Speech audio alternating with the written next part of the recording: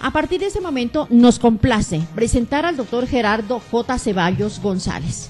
El doctor Gerardo Ceballos es investigador titular de tiempo completo del Instituto de Ecología de la Universidad Autónoma Metropolitana de México. Él tiene una importante hoja de vida que de verdad nos complace poderla entregar en el día de hoy a la audiencia de la ciudad de Pasto, en el departamento de Nariño. Nosotros estamos anclados aquí en la cordillera, muy cerca al volcán Galeras, a la laguna de la Cocha. Acá hay una gran cantidad de sitios turísticos importantes. En el departamento de Nariño también está establecido el santuario más hermoso del mundo. Me estoy refiriendo al santuario de la Virgen de las Lajas.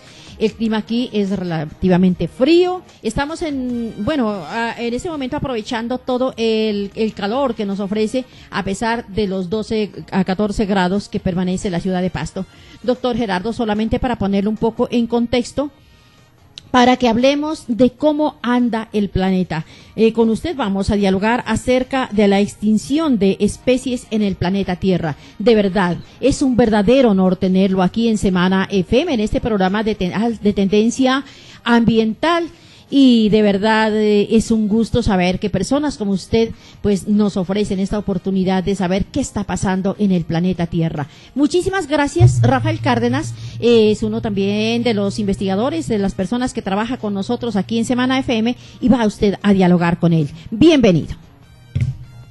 Muchas gracias a ustedes y les agradezco mucho que tomen este tema tan importante para todos nosotros. Doctor Ceballos, soy Rafael Cárdenas. Doctor, sus investigaciones se han vuelto virales en todo el mundo. Usted es autor, como decía María Matilde, de una gran cantidad de libros y de artículos científicos que tienen que ver con la extinción de las especies. Uno de los que más me ha llamado la atención es uno que se denomina la aniquilación de la naturaleza. En ellas usted afirma que nuestro planeta está seriamente amenazado y que hemos iniciado ya una sexta extinción. Como nosotros sabemos, han existido 5 extinciones, una de ellas conocida por la extinción de los dinosaurios hace 26 millones de años. Cuéntenos, doctor, ¿en qué consiste esta sexta extinción? Adelante, doctor Ceballos. Muchas gracias. Bueno, como bien mencionas, ha habido 5 extinciones masivas en la historia de la vida en la Tierra en los últimos 4.000 millones de años. Y básicamente una extinción masiva es la destrucción de catastrófica de muchas especies de plantas y animales en un periodo de tiempo muy corto. Pero muy corto quiere decir en cientos de miles o millones de años. En este caso, la extinción masiva, que es lo que estamos anunciando en nuestros artículos, la sexta extinción es causada por el ser humano, es causada por nuestras actividades. Decirles a tus radioescuchas que básicamente con las actividades que hacemos todos los días, el uso del agua, la contaminación, usar tanto plástico, tirar el bosque, matar animales silvestres, todo esto nos ha ido llevando a que, fíjate, lo que encontramos es que las especies de animales vertebrados que se extinguieron en los últimos 100 años deberían haberse extinguido en 10.000 años si hubiera seguido el curso normal, la evolución. Es decir, perdimos en 100 años lo que se debería haber perdido en 10.000 años. Y por otro lado, nuestro estudio nuevo indica que de 27.000 especies, imagínate 27.000 especies, más del 30% se encuentran perdiendo poblaciones a unas tasas grandes.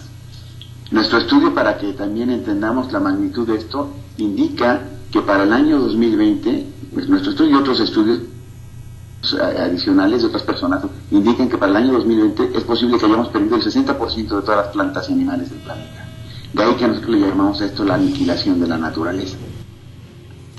Doctor Ceballos, las anteriores extinciones fueron de origen, pues digamos, astronómico, cósmico, y esta ya no es de esa clase, ¿no? ¿Verdad? Ya depende de nosotros realmente, depende de nosotros, nuestra especie humana, para frenar esta extinción, si es que la podemos frenar o podemos mitigarla.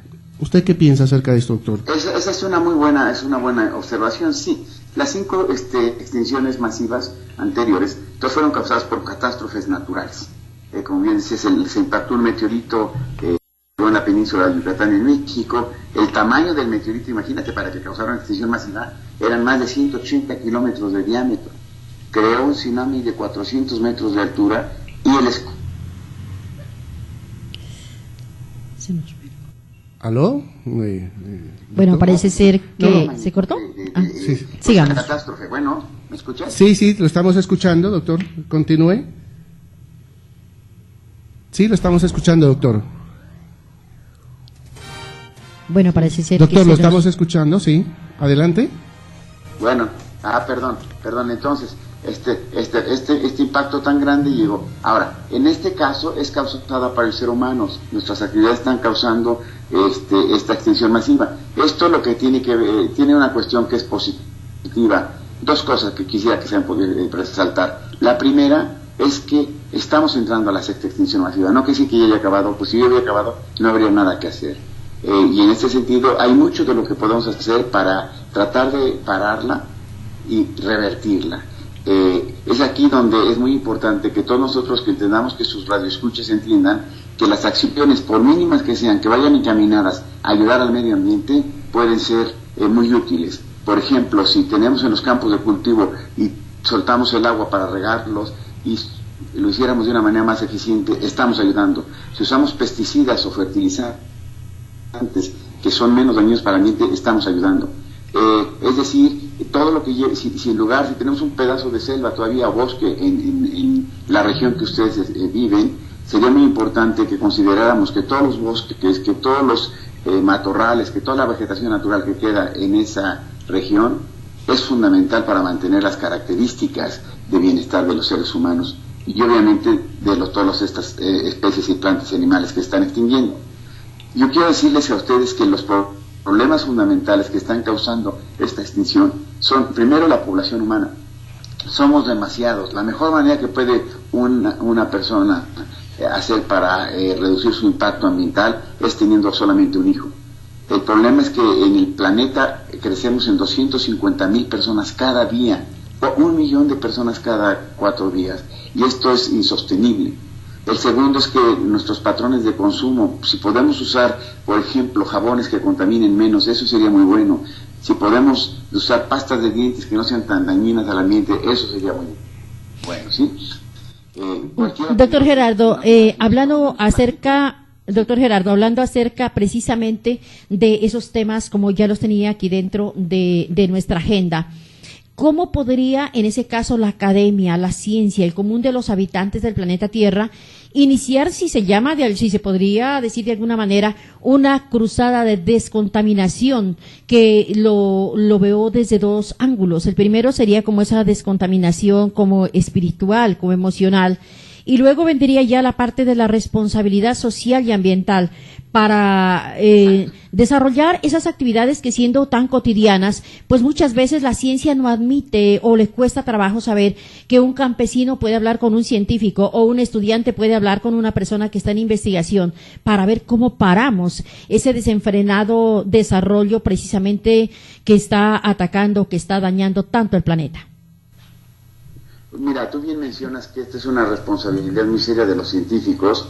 En Colombia, por ejemplo, José González Mayas, que es un científico bastante joven, que estudió en México y ahora hace tiempo que regresó allá, ha hecho una labor muy fuerte. Sí, por favor, le solicitamos apegarse un poquito más al micrófono, doctor, si es tan amable. Ley de especie en peligro de extinción, que ayudaría mucho a eso.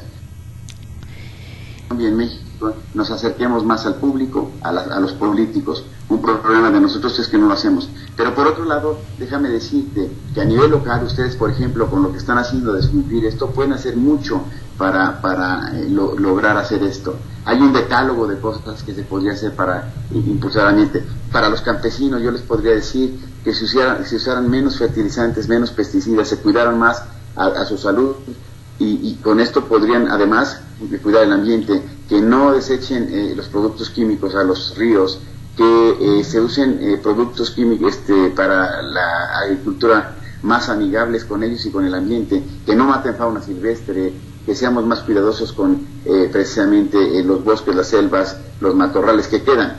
A mí me parece fundamental que lo que tú dijiste, que es una cruzada. Si queremos salvar a la humanidad, si queremos que no haya un colapso de la civilización, se requiere hacer una cruzada que involucre a todos los sectores de la sociedad. En este caso, los campesinos y la gente que trabaja en el campo y que está más cercana a los últimos lugares que tienen fauna y flora, tienen una enorme responsabilidad, por un lado, de que esto no se acabe, pero por otro lado tienen la gran oportunidad que no tenemos muchos de nosotros de poder hacer que esas plantas y esos animales silvestres se mantengan a largo plazo. Y ese es un gran beneficio que le ha dado la vida a esta gente que vive cercana a las áreas que todavía tienen vegetación, que todavía tienen fauna, que todavía tienen flora. Doctor Gerardo, aquí un oyente me escribe y me hace la siguiente pregunta. Me dice: mire, en el planeta Tierra siempre ha habido en forma natural extinciones, o sea, en forma natural el planeta hace sus extinciones, como decía usted. Hay algo que él me pregunta es sobre la especiación y la eliminación de especies en forma natural. ¿Esto es verdad, doctor Gerardo? Sí, mira, la evolución funciona de esta manera. Se extinguen especies o se originan nuevas especies. Pero recordemos que esto pasa en tiempos geológicos, en escalas de tiempo de cientos de miles, decenas de miles de años, millones de años, ¿sí? La diferencia, por eso cuando yo decía, hay una extinción natural, ¿sí? Una tasa de extinción natural.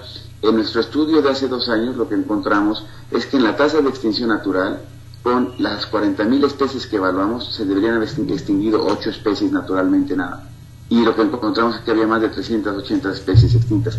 Es decir, actualmente estamos acelerando el proceso y no hay manera de que la evolución siguiera su curso, de que hubiera generación de especies, se originan especies, porque estamos acabándolas con ellas a una tasa, a una velocidad altísima. Un problema que existe entre el público es que precisamente la extinción es un proceso natural cuando ocurre en las tasas normales. Cuando se acelera, como lo estamos haciendo los humanos, o como pasó con las extinciones masivas, entonces ocurre un fenómeno como el nuestro. Y el problema aquí, déjenme decirle a tu radio escuchas, que en las 5 extinciones pasadas, sabemos que después de estas extinciones, la Tierra tardó 10, 15 millones de años y la vida se recuperó. El problema fundamental aquí es que si seguimos acabando con estas especies, literalmente podemos acabar con la humanidad. La Tierra, la vida en la Tierra tardará 15, 20 millones de años en recuperarse, pero se va a recuperar. Pero el problema es que esto pone en peligro la continuidad de la humanidad. Y ese es el gran riesgo al que estamos enfrentándonos. Doctor Gerardo, una de las esperanzas que se tiene justamente en la humanidad es el trabajo que pueda hacer la niñez y la juventud, porque parece ser que a veces es como poco fácil permear la mente de muchas personas que ya consideran que están acabados, que todo lo saben, que todo lo conocen, y que por lo tanto ya es como difícil entrarles en la mente o en el cerebro. En México ustedes desarrollan actividades de educación que tenga que ver precisamente con, dentro de la academia y fuera de ella, educación informal, llamamos en Colombia, a través de medios de comunicación que permitan como un proceso de educación hacia la comunidad. Sí, hay mucho trabajo comunitario. Por ejemplo, muchas de las áreas naturales protegidas en México involucramos a la gente local. Te doy un ejemplo, hay más de 180 sociedades de guardias comunitarios que nos ayudan a mantener la fauna y flora en las reservas y las áreas aledañas y reciben beneficios por hacer ese trabajo. En el jaguar, en el conflicto jaguar-ganado, estamos trabajando con muchas comunidades en donde tienen ganado, llega el jaguar, lo mata, y en lugar de que maten al ganado, que maten al jaguar, el gobierno ha creado un seguro ganadero en donde por el animal que es matado se le paga al campesino para que no lo siga matando, para que no mate al jaguar, por un lado, y por otro lado, para que tecnifiquemos un poco su manera de producir el ganado y con esta manera minimicemos el impacto. Pero tú dijiste una cosa importante, a los niños y a los jóvenes. Fíjate, ya no hay tiempo para que le aventemos la responsabilidad de lo que está pasando a los niños y a los jóvenes. Es decir, es muy importante que lo entiendan, pero lo que no hagamos nosotros, la generación de entre 20 y 70 años, ya no hay tiempo para los niños más chiquitos. Es decir, y también siempre me ha parecido, y aunque yo entiendo tu comentario va en una cuestión muy positiva. Siempre he sentido que es muy perverso que digamos, bueno, hay que educarlos a ellos para que hagan lo que no hicimos nosotros. Lo que tenemos que hacer en este momento es entender que la única manera de salvar por lo menos la calidad de vida que hemos tenido hasta ahorita, es involucrando a los adultos, jóvenes y adultos, ahora, y que tiene que permearse sociedad civil, la iniciativa privada, los científicos y las autoridades. A mí me parece, estaba leyendo, no sé si sea correcto o no, que en Colombia, a partir de la desmovilización de la guerrilla, las tasas de deforestación se han elevado a ser una de las más altas del mundo. A mí me parece que esto es una manera enormemente incorrecta de hacer las cosas, porque el país, ustedes van a pagar las consecuencias en bienestar si se sigue destruyendo esa selva. Es menester de que los científicos colombianos se involucren y encuentren maneras de que estas selvas, estos bosques, estos páramos generen riqueza, generen desarrollo sin que se les tenga que destruir. A mí me parece, por otro lado, déjeme decir que tengo optimismo de que ya existe toda la tecnología, toda la ciencia que necesitamos, y se genera tecnología y ciencia. Déjenme decirles que IBM decía que en los últimos 15 años se ha generado más información que toda la historia de la humanidad, y la información científica y la información se duplica cada 2 años, o más rápido ahora. Es decir, tenemos todas las herramientas que necesitamos para hacer un mejor trabajo. Lo que tenemos que hacer es, ahora que exista la voluntad política, la voluntad de la sociedad civil, la voluntad de los científicos de involucrarse en temas complicados, pero por otro lado se vuelven enormemente satisfactorios, como en mi caso, que publique este artículo, que el artículo salga de la universidad pública más importante de México, y que le indique al gobierno mexicano que invertir en educación y en ciencia y tecnología es una manera muy sólida de fortalecer el futuro del país, el presente y el futuro del país. Pues doctor, aquí usted me da un elemento importante respecto al manejo político que se le puede dar a asociar de alguna manera el pensamiento político y la actividad que se viene desarrollando desde la ciencia, desde la tecnología, pero desde la vida cotidiana. Yo quisiera de verdad que tocáramos un poco, doctor, cómo ve la comunidad internacional el hecho de la desmovilización de las Fuerzas Armadas Revolucionarias Colombianas, FARC, frente al cambio ambiental. De verdad, usted tal vez coincidimos con haber leído el artículo que una importante revista colombiana presenta y dice que a raíz de la desmovilización de la guerrilla, pues muchos ecosistemas que fueron cuidados en cierto momento por ellos o que fueron utilizados, si se quiere, entre comillas, pues quedan desprotegidos. Pero también podríamos hablar de la situación de la minería ilegal, del narcotráfico, de todos estos aspectos que de alguna manera están dañando los ecosistemas colombianos y creo que también del planeta. Bueno. Sí, estamos escuchando, doctor, perfectamente, doctor Gerardo. Sí, le estamos escuchando perfectamente. Sí, estamos perfectamente. Un momento. Sí, lo estamos escuchando, doctor. Continúe. Doctor. Pero escuché un poco la pregunta. ¿Sí me escuchan? Sí, lo escuchamos, doctor, perfectamente. ¿Me escuchan? Sí, perfectamente, estamos al aire, doctor. Bueno.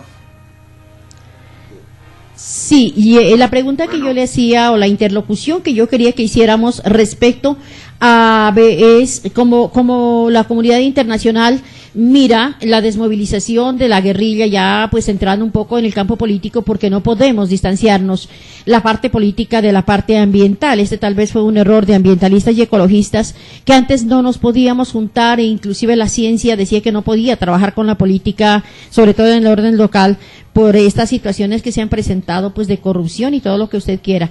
Pero en el campo ambiental, la verdad parece ser que debemos estar absolutamente todos, doctor. Bueno, parece ser. Claro, mira, el caso de lo que hablamos de la desmovilización y el impacto que ha tenido, básicamente lo que tiene que ver para mí es una falta de una política pública clara que indique qué se tiene que hacer con esos territorios. Sí, es decir, si los científicos y todos se hubieran reunido, hubieran planeado qué pasa con ese territorio, seguramente las implicaciones serían menos graves. Me parece que están a tiempo de hacerlo y que lo que el problema indica, muchas veces van a ir surgiendo problemas y la manera de resolver problemas en cualquier situación es precisamente sentarse, estudiarlos, evaluarlos, saber qué los está causando y evaluar cuáles son posibles soluciones. Me parece que en Colombia, como en cualquier otra parte del planeta, en otros países, tenemos que hacer un acercamiento entre la ciencia y entre los científicos y la autoridad, y tenemos que dejar de estar compitiendo pensando que nosotros somos mejores que el otro grupo. Debemos entender que no puede haber una Colombia en donde tenga un desarrollo promisorio a largo plazo si sigue ese distanciamiento entre ciencia y tecnología y las políticas públicas. Por otro lado, me parece que es muy importante y que esta es una gran oportunidad, si tienen todavía tanta selva como la tienen, productivos pueden hacerse en esas selvas sin que se tengan que destruir. Y déjame decirte que en México hemos logrado muchísimo porque tenemos un buen acercamiento con las autoridades ambientales, y en realidad los problemas que tenemos muchas veces los enfocamos como problemas comunes. No decimos es un problema de la autoridad o estamos en contra de esto, sino nos sentamos a dialogar, a tratar de resolver estos problemas, sobre todo en algunas áreas en las que hemos tenido grandes avances, como áreas el sistema de áreas protegidas, tratar de minimizar los impactos ambientales de las obras, salvar especies en peligro. Y esta ha sido muy exitoso, y ha sido, cada vez que tenemos un éxito, la autoridad y nosotros nos damos cuenta que es la manera de hacerlo, y entonces se vuelve mejor nuestra colaboración.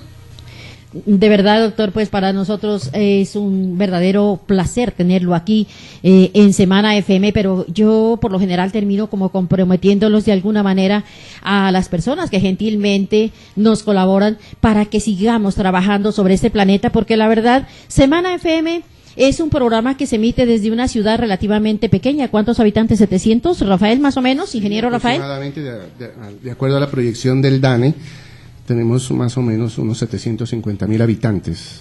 Lo importante de todo esto es que tenemos un cubrimiento en el orden de muchos países que están escuchando justamente a Semana FM a través de Romántica Estéreo, y esto definitivamente yo he entendido que el trabajo ambiental necesariamente no puede ser local, sino que tiene que ser planetario. Actuar localmente y pensar globalmente, por allí nos lo decía por una entidad hace algunos años, y eso es justamente lo que estamos haciendo. Ingeniero Rafael. Doctor Gerardo, hemos hablado mucho acerca de esta extinción, la sexta extinción que ya está encima. ¿Cuánto, usted, de acuerdo a sus investigaciones, cuánto tiempo usted cree que nos queda para frenar esta extinción, o si no desaparecemos como especie humana, doctor? ¿En sus investigaciones ha tocado este tema? Sí, bueno, mira, básicamente no podemos decir una fecha exacta. Yo lo que te puedo decir es que no, lo que hagamos en las próximas 2 décadas, es lo que va a determinar el futuro de la humanidad. Es decir, tenemos 2 décadas, 3 décadas máximo para poder hacer las cosas que se requieren. Por otro lado, y bueno, no sabemos si se desaparecería la humanidad, pero lo que sabemos es que se colapsaría la civilización como la conocemos, y podría quedar la humanidad reducida a grupos dispersos que tendrían que hacer sobrevivir de manera muy, muy precaria. Pero por otro lado, déjame decirte que a mí me parece que hay muchos signos de esperanza.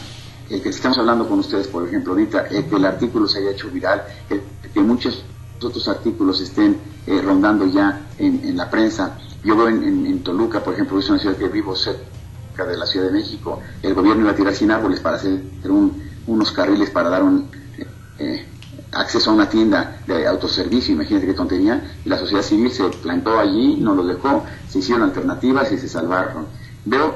Yo creo, y con esto quisiera no abusar de su tiempo, pero yo creo que estamos entrando a la mayor revolución que ha existido, la mayor revolución de conciencia, de ciencia, tecnología que ha habido en la historia de la humanidad, y esto creo que nos va a permitir enfrentar el problema. Vamos un poco tarde, pero nos va a permitir enfrentar el problema, y creo que podremos llegar a una situación en la que eventualmente podamos tener una relación más amigable, más cordial, más cordial con la naturaleza, iba a decir más sustentable, perdón, con la naturaleza. Es decir, me parece que el tamaño del problema Sí, doctor, le estamos escuchando. Bueno, parece ser que se nos corta temporalmente. Queremos entonces expresar nuestros sinceros agradecimientos al doctor Gerardo J. Ceballos González, quien tuvo la gentileza de estar con nosotros en esta mañana aquí en Semana FM, e invitarlo para otros nuevos programas para que sea realmente nuestro corresponsal desde México para hablar de esos temas de tantísimo interés. Queremos agradecer la forma como tan sencilla con la que podemos llegar hasta toda nuestra audiencia e invitarlo, doctor, para que sea entonces usted nuestro invitado a Semana FM. Bueno, queremos recordarles que el doctor Gerardo Ceballos es investigador titular de tiempo completo del Instituto de Ecología de la Universidad Autónoma Metropolitana de México. Tiene tantos y tantos y tantos títulos, tiene más de 3,000 artículos científicos que aparecen en las mejores revistas científicas del mundo, muchos libros que ha escrito, ha llevado a cabo proyectos de conservación dirigidos a la protección de especies y ecosistemas, entre los que se destacan la propuesta y creación de la Reserva de la Biosfera Chamela. Estamos hablando en México, en Jalisco, propiamente dicha, una propuesta de creación del área de protección de flora y fauna de ciénagas de El Lerma, en México, una cantidad de propuestas interesantes, pero miren que no difieren de los proyectos Microcuenca Productiva, del proyecto de protección con llantas, del proyecto Actuando por el Cambio, con los que también estamos desarrollando actividades en nuestra ciudad. Muchísimas gracias entonces al doctor Gerardo J. Ceballos González, un investigador, un científico que de verdad le pone esa esencia a Semana FM. Cuando tenemos las 8:31, vamos con mensajes de interés para retornar con ustedes.